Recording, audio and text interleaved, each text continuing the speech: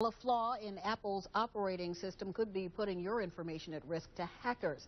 If you own an Apple phone or computer, experts say you should protect yourself by installing a recent security update right away. So, how could something like this happen to such a big tech company, and what can you do to avoid becoming a victim? Well, Scott's standing by with an expert to get those answers. Scott? All right, Janet, thank you. I'm joined by Dave Ballard, the director of the College of Business, the technical services for the business at RIT.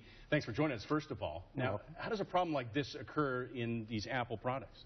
Well, basically what has happened is developers were working on code for the Apple products, and they left some stuff behind that should have been taken out and simply missed it. I'm talking millions of lines of code, and it's very easy to overlook something like this. Now, this is pretty incredible. Now, how about the personal information? What's at risk here?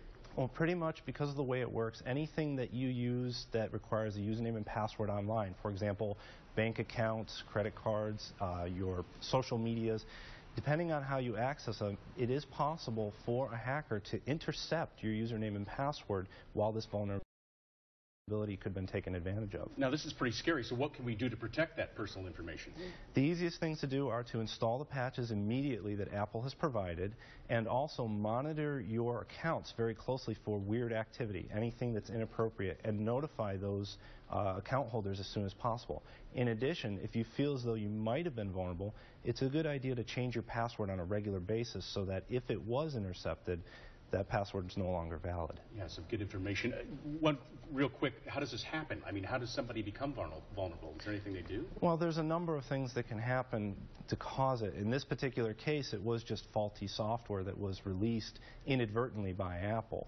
So even somebody that was being as careful as possible would still be vulnerable to this particular exploit. And this is why Apple very quickly did release an update. Okay, well, that's good to know. Dave Ballard, thank you for that information from RIT. Something we can use. Janet? That is some good information there. Thank you very much.